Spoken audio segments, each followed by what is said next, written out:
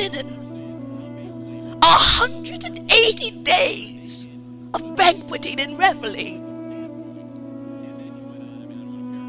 Just listen to me, because I want you to see the providence of God. How you have to wait upon God and know that your timing is not his timing. Your steps must be ordered by God. After the 180 days, if you can imagine, from our providence there were 127 providence. Every warrior, every prince, every nobleman came. You could hear the reveling. After the 180 days, he opened up the palace to commoners like ourselves. And they had a feast of 7 days, drinking and reveling. Can you imagine? He told all of his court, have as much wine as you want to. Xerxes was not a wise man. In many ways, he was very ignorant. But in 7 days, because of the drunkenness of his stupor, not only did he want to show his kingdom, he wanted to show his wife. Yes, there was one before me, Vashti. I was told she was quite beautiful, had the most influence of all Persia, and in Xerxes' stupor of drunkenness, he knew that the queen could not come before commoners without her being veiled. But he wanted her to be seen and showed off his prize. So he sent his eunuchs to say, go summon Vashti, and I want her only to wear her crown. And in the culture of the Persians and Medes, they served the gods of Ashtaroth, and there was nothing for them to have orgies and to be naked. And I thought, oh my God, would I want to parade myself as a cow? She was summoned, but she didn't come. That caused a havoc in the kingdom. How dare she be insolent to a king that calls her forth? He didn't know what to do, so he called Memucan and asked him, what shall be done of this? I think his wine influenced him.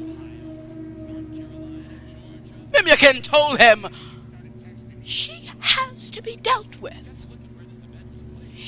King, she disobeyed your orders. If the queen does not obey the king, it will cause a havoc among all the women, where they will dishonor all of their husbands. And we will lose control of our household. So you must do something to her. God's divine providence. Remember, I was a slave and an orphan. What miraculous work would unfold to allow me to be exalted?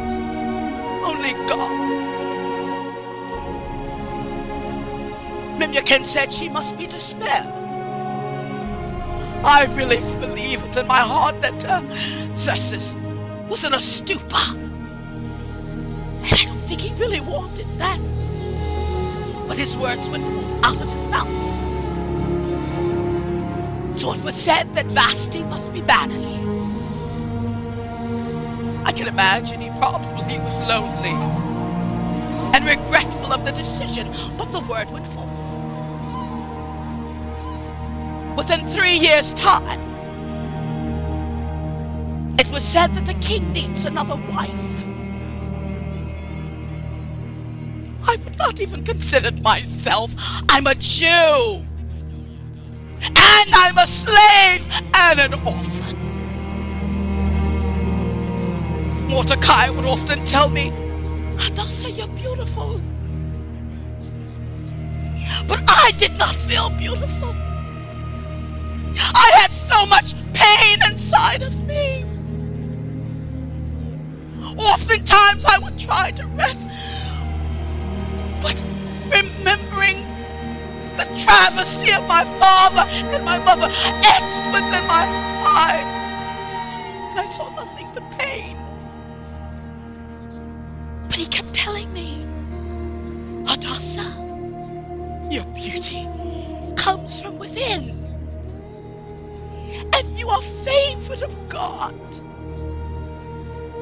As my father, I had to believe his word. The king sent forth to all 127 provinces that all of the virgins must be brought forth. I did not want to go. Not to a pagan and a heathen. I said, Mordecai, surely you don't want me to do this. Daughter, you must obey God. Not your will, but God's will be done. And I thought, well, I know this isn't going to be easy because they wouldn't want me. And I knew that if I did not go forth with the call, it meant imminent death. If I would disobey the orders of a king. I was only 14 years old. I hadn't even begun to live. Although my father was not there to have a diary for me, I thought one day it will come forth that I'll have someone to love me. All of my kinsmen were cut off, and I'm like, God, surely a seed of righteousness can come through me. I told Mordecai, if I go, they're going to know I'm a Jew. Hadassah is my name. He swore me to secrecy. From this point on, your name shall no longer be Hadassah, but it shall be Esther. Esther? Mordecai? Yes. Because you are a star that God will hide. And you will come out. You will come out in the dark. You are not to reveal who you are. We don't know the hand of God and the timing of God. So no more Hadassah. You're to be called Esther. I remember that night that I had to try to sleep. And I thought, oh God, I'm going to miss my kinsmen. And I was told that I would have to go into the king's court for 1 year. What was I to do? But because of obedience, I obeyed him. And I went forth. I remember when I came into the harem, all of the women were so beautiful. Their skin was so soft. Because of my life, it was dark and very hot. You look at me now as an older woman. But there was a time that it was smoother than it is now. But I looked at them and I envied them. And I said, surely I'm not in the right place, but I will obey Mordecai's words. I came among them. They smelled very well. I smelled somewhat like dung. I was not able to get a bath every day. My hair was matted. And I'm thinking, oh God, who would even want me? But I was a virgin, so I had to go forth. As soon as I got into the courts, I caught the eye of the king's